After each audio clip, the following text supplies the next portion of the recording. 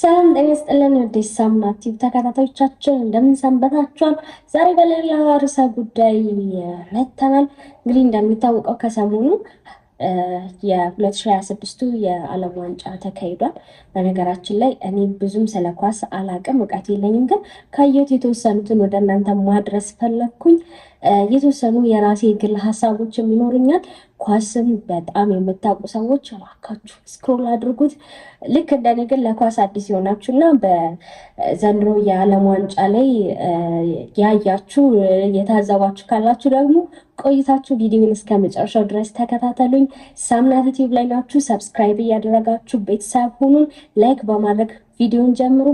ወደ 2026ቱ የዓለም ዋንጫ ስንመለስ እንግዲህ በአሜሪካ በካናዳ እና በሜክሲኮ አዘጋጅነት ነው የዘንድሮ የዓለም ዋንጫ የተካሄደው።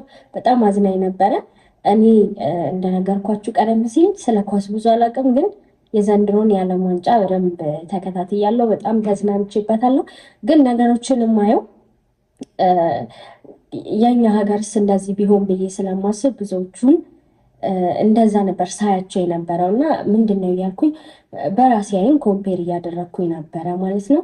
በጣም አዝናኝ ነበር። እንግዲህ የ2026ቱ የዓለም ዋንጫ ከሚያዝናኑት ነገር እንግዲህ በቅርብ ጊዜ ወደ ሀገራችን የመጣው አይሾ ስፒድ ስሙን ካልተሳሳት ሙዚቃ አውጥቷል። የዓለም ዋንጫን በተመለከተ እነሱን ፐርፎርም አድርጎ ነበረ። ከሚሰራቸው የዩቲዩብ ቪዲዮዎች ይልቅ ሙዚቃው በጣም ቆንጆ ነው መሰለኝ በእኔ እይታ። ያው ሻኪራ እንደተለመደው ሁሌም የዓለም ዋንጫ ሲኖር ሙዚቃ እንደምትሰራ ይታወቃል። የዘንድሮም በጣም ቆንጆ ሙዚቃ ነበር። እኔ ግን ከዋካ ዋካ የሚበልጥ አላየሁም እስካሁን። ያው ደማቅም ይመስለኛል፣ ሙዚቃውም ደስ ይላል። ስቲል በጣም ተወዳጅ ነው በሁሉም ዘንድ ማለት ነው። ወደ ዓለም ዋንጫው ስንመለስ እንግዲህ የዘንድሮ ዓለም ዋንጫ አዝናኝ ከነበሩት ትዕይንቶች ውስጥ አንዱ የመክፈቻ ጨዋታ ላይ የነበረው የዳኛው የያዛቸው የተለያዩ መሳሪያዎች፣ አዳዲስ የቴክኖሎጂ መሳሪያዎች እንግዲህ ሮቦት እንዲመስል አድርጎታል ብለው ብዙዎች ሀሳባቸውን ሰጥተውበታል። እንግዲህ እንደሚታወቀው የዘንድሮ የዓለም ዋንጫ የተለያዩ አዳዲስ የቴክኖሎጂ ውጤቶች ተግባራዊ የተደረጉበት ነበረ። እንዲሁም ደግሞ በጣም የሚያስደንቀው ነገር የደጋፊዎቹ የነበሩበት ሁኔታ ማለት የአንድ ሀገር ደጋፊዎች ለብቻ፣ የሌላኛው ሀገር ደጋፊዎች ለብቻ ሆኖ አልነበረም። ሁሉም ዝብርቅርቅ ብለው ነበረ የራሳቸውን ሀገር ሲደግፉ የነበሩት። ግን በዚህ መሀል ምንም አይነት ጸብ፣ የተለየ ነገር አላየሁም። ምናልባት አንድ ያየሁትኝ የአርጀንቲና እና የእንግሊዝ ጨዋታ ላይ መድፍ ነገር አይ ቲንክ ምንድነው መድፍ ነው የሚባለው ስናይፐር ነገር ሲጠበቅ እንደነበር አይቻለሁ። ለምን እንደሆነ ባላቅም ግን ትንሽ የተለየና የነበረውን አትሞስፌር አስፈሪ ሊሆን ይችላል ብለን እንድንገምት የሚያደርገው አንዱ እሱ ይመስለኛል። በተረፈ ግን ሁሉም የራሱን ሀገር ከሌላኛው ሀገር ጋር አጠገብ ላጠገብ ቁጭ ብሎ ሲደግፉ አይቻለሁ እና እሱ በጣም አስገርሞኛል። ሌላው እንግዲህ ከዓለም ዋንጫ ጋር ተያይዞ የደጋፊዎች ሀሳብ አስተያየትን ሲሰጡ ነበረ። እንደውም አንድ ከተሰጠ ኮሜንት መካከል ከደጋፊ ነው ባለቤቴን ለአንድ ወር ረስቻት ነበር ይላል አንድ ተመልካች ማለት ነው። እና እሷም ሜሲና ሮናልዶን አብራቸው መሆን ትችላለህ፣ እኔን ረስተኛል የሚል ሀሳብ ሰጥተው ነበር። እሱም ይህንን ለሚዲያዎች አጋርቶ ትንሽ አዝናኝ ነበረ። ኮሜንቶች መካከል ናቸው። በጣም ደስ የሚል የዓለም ዋንጫ ነው። እኔ ምናልባት ከሌሎቹ በተለየ ይህንን ትኩረት ሰጥቼ ስለተመለከትኩት ሊሆን ይችላል። እና ምን አሰብኩኝ ወደ ግል ሀሳቢ ስገባ የዘንድሮ የዓለም ዋንጫ ላይ እንግዲህ እንደሚታወቀው ፊፋ ቀደም ብሎ የተለያዩ ምልመላዎችን ያደርጋል። እንዲሁም በታሪክ ለመጀመሪያ ጊዜ ይመስለኛል ባልተሳሳት 48 ሀገራት የተሳተፉበት የዓለም ዋንጫ ነው። እንዲሁም ደግሞ በ3 ሀገራት መዘጋጀቱ ለየት የሚያደርገው ይመስለኛል። በርከት ያሉ የአፍሪካ አህጉረ ሀገራት ተሳትፏል። እኛ ባንኖርም እና በእያንዳንዱ ጨዋታ ላይ በተለይ ደግሞ አፍሪካን ክለቦች ሲጫወቱ ሳይ እኛ ብንሆንስ ብዬ ነበር እያሰብኩኝ የነበረው። አስባችሁ ታውቃላችሁ? ማለት የደጋፊዎቹ ደስታ ያው እኛ ሀገር እንደሚታወቀው ከእግር ኳሱ ይልቅ የደጋፊው ጸብ በጣም አቴንሽን የሚስብና ነገሮች የሚረብሽ ጉዳይ ነው።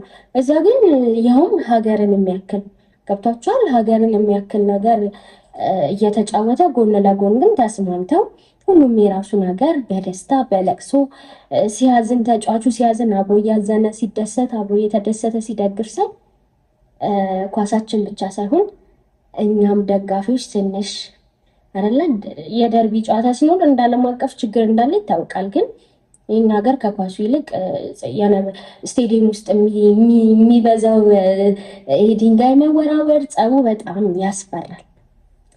እንግዲህ ያው ኮምፔር እያረኩኝ ነው እኔ እይታዬን የምነግራችሁ። እናንተ ደግሞ ሀሳብ አስተያየቶቻችሁ ኮሜንት ላይ ልታስቀምጡልኝ እንችላላችሁ። ይሄ ልክ አይደለሽም እዚህ ጋር ልክ ልትሆኝ ይችላልሽ።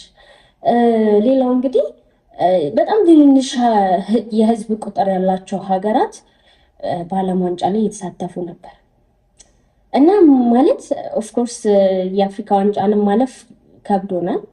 እሱ እንዳለ ሆኖ ምክንያቱ ምንድን ነው ብዬ ማሰብ ጀመርኩኝና አንዳንድ ነገሮችን ማየት ጀመርኩኝ። ያው እንዳጠቃላይ እንደ አፍሪካ የኳስ እድገቱ ዝቅ ያለበት ሙስና፣ የመልካም አስተዳደር ችግር፣ የኢንፍራስትራክቸር የኳስ ኢንፍራስትራክቸር ችግር እና ሌሎችም እንደ ምክንያት ይጠቀሳሉ። ግን እኔ ምን አሰብኩኝ መሰላችሁ?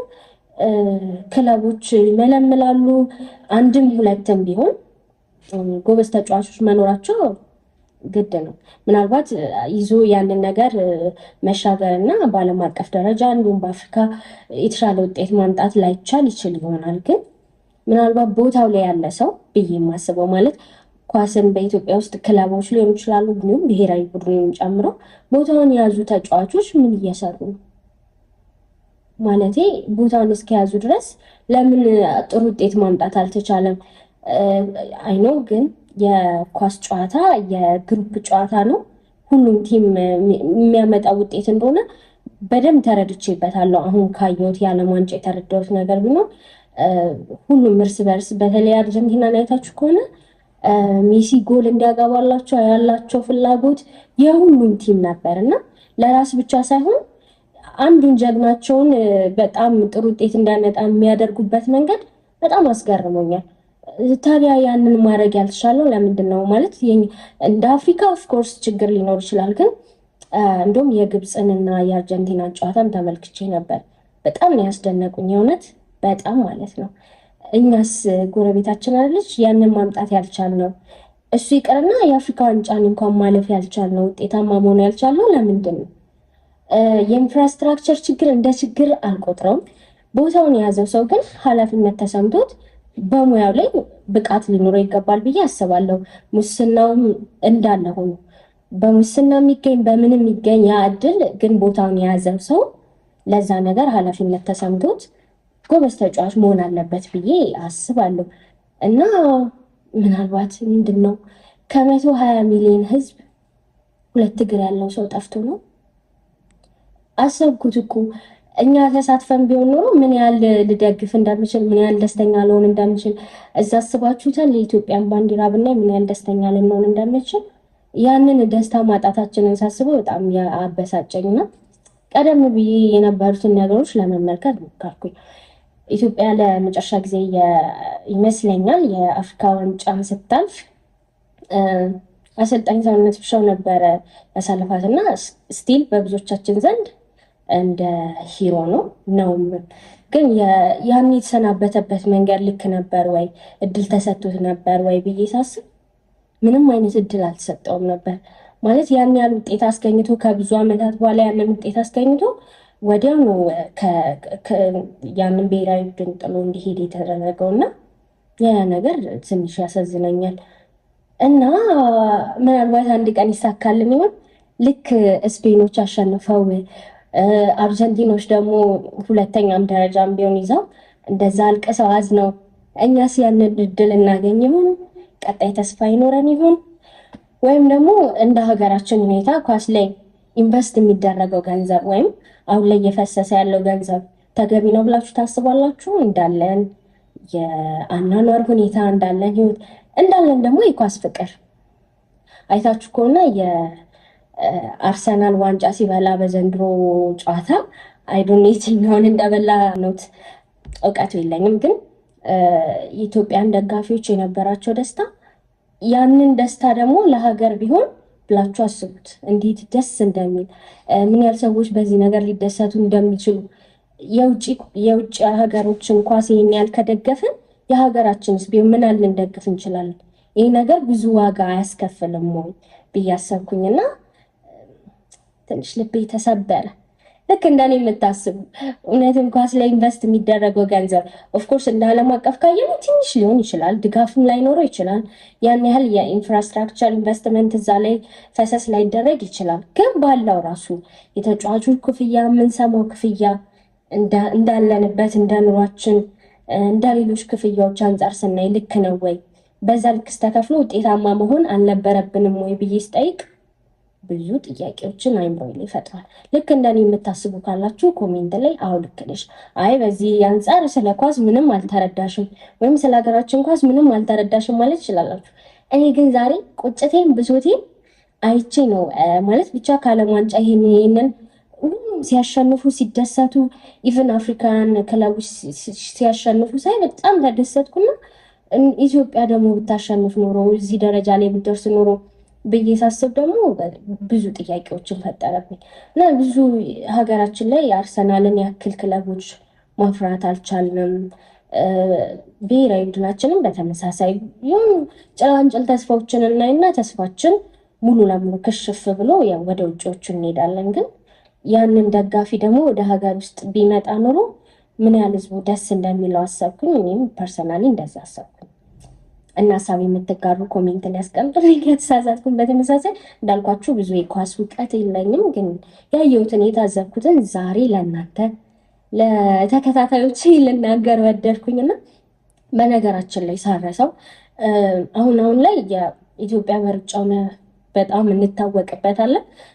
ከጊዜ በኋላ ግን የሙስናም ችግር ይመስለኛል ትንሽ ነገሮች እየወረዱ እንዲሁም የማሰልጠኛ ተቋማት በተስፋፉ ሰዓት ብዙ እድሎች በተመቻቹ ሰዓት ግን ውጤታችን እያሽቆለቆለ መምጣቱ ራሱ ጥያቄ ውስጥ ይከታል። ምክንያቱም ከኳሱ በተሻለ ሩጫው ላይ ተስፋ አለን፣ ግን ከቅርብ ጊዜ ወዲህ ግን የምናያቸው ነገሮች ብዙም ተስፋ ሰጪ አይመስሉም እና ቢያንስ ያለንን ኳሱ ባይሆንም ያው ሩጫችንን ግን ብዙ ተስፋ አድርገን ስለምንጠብቀው ቢሰራበት እንደ ሀሳብ ብዬ አስባለሁ።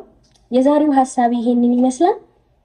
ሀሳብና ስቴቶቻችሁ የምር በጣም ያስፈልገኛል። ደግሞ ሰብስክራይብ እያደረጋችሁ አይደለም፣ ሰብስክራይብ አድርጉ። አብራችሁ የቆየሁት ሳምራዊት ነበርኩኝ።